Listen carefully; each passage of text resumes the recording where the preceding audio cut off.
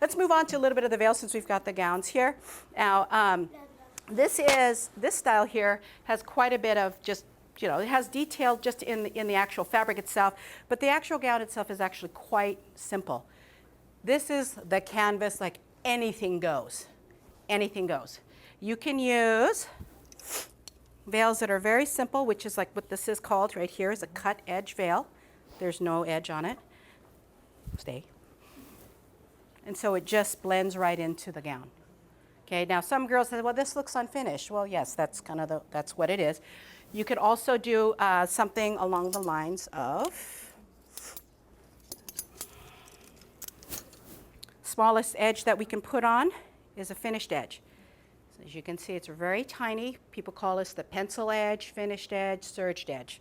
It's done by a machine. Yeah, so it's very tiny. And that adds just a little bit of edging on the veil itself. Okay, and then you can decide to put any type of embellishments on here.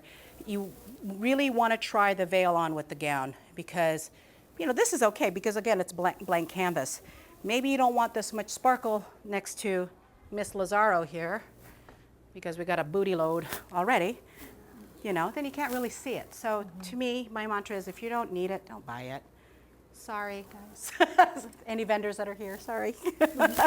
So then, on this particular gown here, I would recommend a cut edge, meaning nothing on the edge. Because you see all this detail here, you add one more line, it just adds more detail. You want everything, the one thing that I always tell the brides, make sure you choose a veil that is, the whole look is cohesive. Not like, that's a nice headpiece. Oh, that's a nice veil. And that's a nice gown.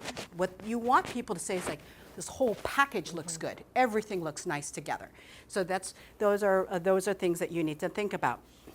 People ask me too, well, what length do I want? Well, you got to think about your location. One of the things I always say is just, and that's why I always ask, where's your location? Where are you getting married? Where's your reception? Okay. Then they'll say, oh, one girl says, I want a cathedral length veil. Okay, great. Good. Where are you getting married? At the Columbia River Hotel, or Columbia Gorge Hotel. Mm-hmm. Do you know how windy it is out there? People windsurf out there. And I said, no, you don't want that. Yes, I do. No. Because, and I said the reason why is because the veil will act like a sail, just like on the sailboards there. It'll lift it and it'll come flying out of their hair. Did she listen to me? No. So I said, fine, you want to pay me for the long edge veil? Fine. I gave it to her. Well, guess what? She came back and she goes, Andrea, I should have listened to you. And I said, really, what happened? She says, well, I was taking pictures and it flew out of my hair. And I said, where did it go? It went in the bushes, right? I go, yeah, how'd you know? I said, yeah, it went in the bushes. And it literally tore the veil because it went in there. And so these are the kinds of things that if you're going to be get married in a windy location, you have to really think about the veil. Now, with that said, photographers love long veils. It's a lot of drama. So if you do have to have a long veil, maybe save those pictures for inside the location, where there's not going to be any wind of that nature. If it's a slight breeze, we're okay. You're okay on that, okay? Some people also ask, when is it appropriate to use a blusher? You guys know what that is? Blusher? Okay. A blusher is a separate piece of fabric. I want to hire you. I know. You're a good listener. Yeah. Good job. A blusher is a separate piece of fabric, usually, where it's added on to another piece. Some people think, okay, well, if I have one piece, can't I use that as a blusher? Well, yeah, no, because what will happen is that the blusher goes on the front, like so. There's nothing back here. So it's kind of odd. The only time that particular caveat will work is if you're using like a birdcage veil, something very small that's right here. Other than that, if you're looking for a blusher, you need to have two pieces. Average length of a blusher is right about 26 inches, and it should hit you right at bust point. The reason being is your bouquet. All you ladies start down the aisle like this. By the time you reach up to the altar, it's way up here.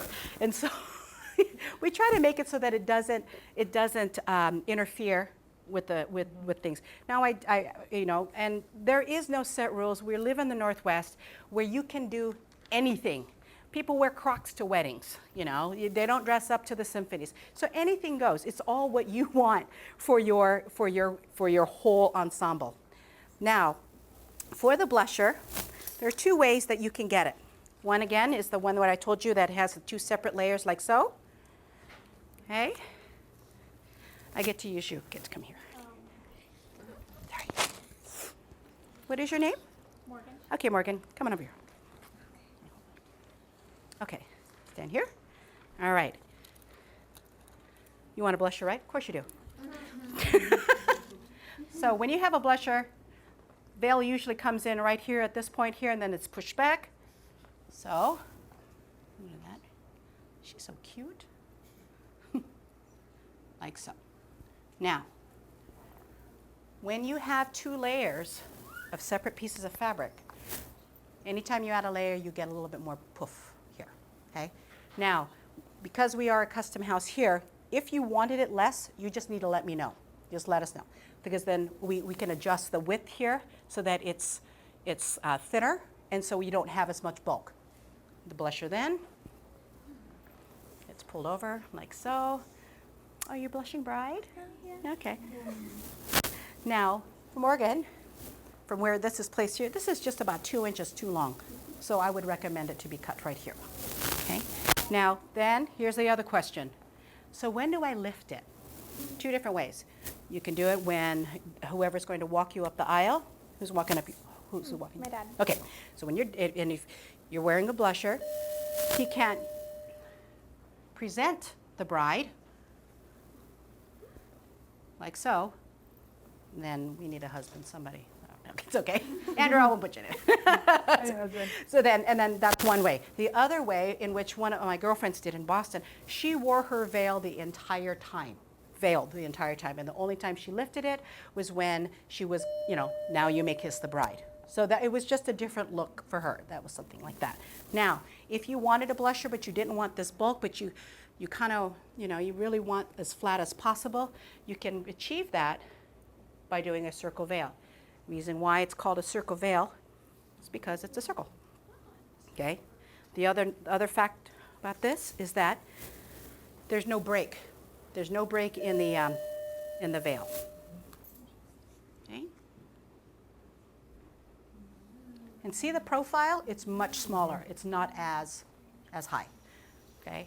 Then, here we go. One more time. You're short. Okay, so go ahead, I want you to turn. And if you noticed here, there is no break here. So the edging, also on a circle veil, always is on the bottom edge. It's never bound the side. So you're just like covered in tulle. Okay, thank you. Okay, I'm not going to kiss you. Okay. Okay. I was like, thank you. So that's the blusher. Now you can also do it where, if you wanted the blusher, you can also get it detachable, so that you can just have the one single layer. And that's what you just have to let us know. Just let us know if you wanted to do that. Okay? Or you can also use the blusher as your reception veil and then keep the longer, or take the longer layer off. That's the other way to do it. Okay, now, this is what I always hear. I'm going to take my veil off as soon as I walk into the reception. I ain't going to wear that thing. I'm going to tell you this. Keep it on as long as you can, especially into the reception. The pictures that you have with you wearing your veil when you do your first dance with your husband or with your dad, tear jerkers. I'm not kidding you. Every single time. Now, I've been doing this a long time, and so I used to say, oh, sure, you can make it detachable. Yeah, take it off. Slap something else in your hair, whatever. But what you really want to do is that a lot of times, once you take away the veil, this just becomes an evening gown, right? All the Golden Globes, Oscars are starting to wear white and ivory now. It's no longer taboo. You wear whatever color that the designer wants you to wear. So I always tell the girls, please, just trust me on this one. Keep it for the first dance and then take it off. Put your flowers in or pins or whatever, however else you want to change up the look. Because some girls, you feel kind of naked without anything. Some girls want to wear like a tiara or something. And then they said, well, how do you wear that together? Well, let's find another. Come Come. Come. All right, I'm going to grab a headpiece. Veil goes in first. You get to hold that. No, you don't need a pen. Okay. I thought it would be the bigger one. That's interesting. Oh, I mean, I could. like it. Okay, good. It can be yours. Okay, veil goes in first. Now, it's important that the combs pretty much match. I use the wire combs because they nest perfectly. There's no separation. So what happens then after this, go right in the front, put that in. Tilt your head slightly down, and there you go. See? Now, you've got this. This is look one. Okay, now you're done. Okay, you want to look? Okay. I didn't tell you to look. Okay. Take a picture. Yeah. So now she's done with the first dance. She listened to Andrea, kept it on. Now I just want to get down to the Macarena or the electric slide or whatever. I need to take the veil off. Okay? Since it's on two separate combs, boom. Then you have your, wait, ooh, ah. Okay? Yeah. Yeah. And all together we go, Ah, yeah, okay. So that's how you get that look. All right, okay.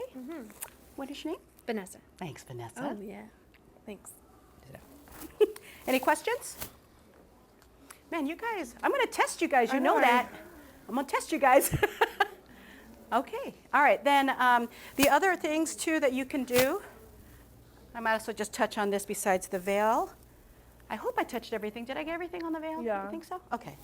well, Oh, lengthwise, well, the too. lengthwise, Yeah, there's the fingertip. But Right. It depends on when you have the right. dress on. So fingertip veil is, and when you hear elbow, waist, fingertip, what that means is the longest part of the veil will hit you in that location. Exactly. So when it says elbow, the longest part of the veil should hit you at where your elbow and waist are about the same. Then this fingertip, put your arm down, longest length here, it'll be back here. Now, anybody who's like 5'4", 5'6", fingertip, the 42 inches, the standard fingertip is a little bit too long, just because torsos are shorter. So each veil, I don't have anything that says it's a waist or it's an elbow, or it's a fingertip. I go it by eye, because again, your stature. For you, it'd be about this long, For Jody back there, it'd be like this long. So it all depends on your stature. And then people always ask, okay, well, how long should it be? On this gown right here, we tend to not try to add too many lines, so we might consider, you may consider, doing a veil that kind of adds a little bit more length back here, like that. There are no rules. You got to go by what your gut says. And bring friends that are honest, Seriously, really honest people. Or then you have me. Yeah. If they And I will always tell- tell you you're pretty, then Run. Yeah. Yeah. It's like, Then oh, come that see looks us. good. No. We'll be help your you best with friends. that. Then the cathedral length veils are best for the gowns that have a longer train, usually. And then it's also good to, that's why I always ask about the location. St. Mary's Cathedral, for example, beautiful location. It's a runway. It's long, So that's perfect. That's a great one to have, a cathedral length veil. You just have to kind of look at each venue separately, and then you make that decision yourself. And then, a very learned salesperson or consultant will be able to tell you, well, this is what I would suggest. One of the things to keep in mind about a cathedral length veil is if your venue has carpet, like what we have here, if it's longer than the train, it will collapse on you, meaning as you walk, you start off with the veil being all out, it's all beautiful, and as you walk, it catches the rug. And then by the time you make it up to Mr. Husband and Mr. Priest, it's like this, because it's caught. So what I suggest, would you like one? yes, please, is for the veil to either match the length of the gown or just lay just a little bit shorter on it. Okay. Thank you. Can you hold that up? In which, then, like so. Yeah, it is big. So do you see? And then, so wherever this train goes, then the gown will follow. Or the veil. The veil Sorry, will follow. I knew that. Yes. Usually the gown will follow wherever the train goes. Thank you. Yes. Yeah, edit that out. Yeah. Sorry. Yeah, so this is my suggestion is for something like this, and then that way you have a lot more control. If the flooring is of marble or there's no carpet, then yes, definitely. If you want to go off the length of the train and make it longer, then we should be fine. If you're going to make the train the veil longer, make it at least 12 inches longer than the train, so it looks like it was not a mistake. It's like, no, I meant it to be a little bit longer, not just a little bit, so just a little bit longer. And that way it also helps frame the gown as well.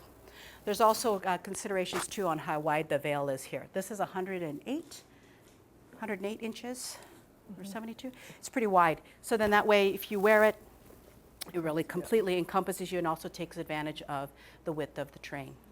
Okay? This is another thing you folks want to look at. A lot of girls come in, they're like, no sparkle, no sparkle, no edging, no edging. With a simple dress like this, now, personally, if you came in, I wouldn't recommend this veil for this dress. However, if the dress is as simple as this, you see all the sparkles kind of with this, it adds a touch to your dress. And so that for pictures is another beautiful thing. So that's always something that we tell the brides to consider. You might just want to try it on. If you go somewhere and you're like, no, I don't wear that. No. Try it on. Because you never know. We have girls that come in and they say they don't want a veil. They don't want a veil. So we're like, okay. And then at the end, they're like, oh, let us try a veil on. And then they end up buying a veil. So it's like, just try it on. You never know. You don't like sparkles. You don't like edging. All that will definitely help you. Another thing, too, with edging. If you have a lot of, and it goes back to what Andrea said, like if there's a lot going on the dress, a lot going on the dress, try to stay away from the edging. That's just a recommendation. From our side, we would recommend no edging because you take a lot away from the dress. The veil is to bring out the dress, not to take away from the actual design. Because you put so much into the dress, you want to make sure that the showcase is the dress. So, and the veil, see how beautiful, that touch of the veil on that dress just gives it an extra touch. And that's what you want to consider when you're looking for anything that you accessorize your dress with. Right. Color is also important. 3 basic colors: white, antique white, sometimes called silk white, ivory. There's also now a light ivory and a regular ivory, just because the amount of fabrics that have been dyed, like this one is a lighter ivory than that one, as you can see. But antique white, the color that would match a silk gown, would be too light for this, so it would look white. So and then, are they interchangeable? To a degree, yes. Antique white could go from light ivory to the silks, but then white on this gown, or white especially on that gown right there, no way. It will look, you will know there is a difference. Yeah. There is a difference. So it's really important to make sure that the color of the veiling matches your gown as to the best of your ability. Now, some people come in with mom's veils because they want to wear it. We'll make it work. We'll figure out some way to make that work. Sometimes it's just the cleaning would help brighten it up. Okay? Yeah. So there's all sorts of possibilities, And, and we're here, we're a resource. So if you needed a question asked, just call me or email me and just say, hey, this is what's going on. What do I need to do? And I'll let you know. And then tell you what to do. Yeah. Okay?